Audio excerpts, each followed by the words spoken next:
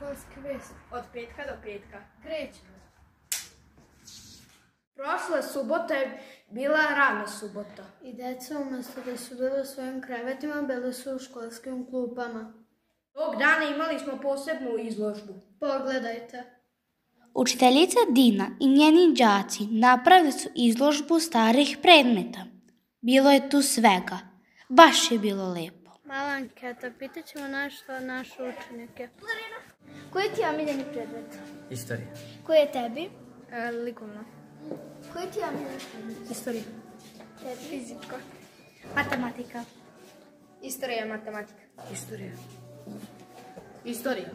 Istorija. To bi bilo sve za ovu nedelju. Vidimo se sljedećeg petka. Ćao! Ćao.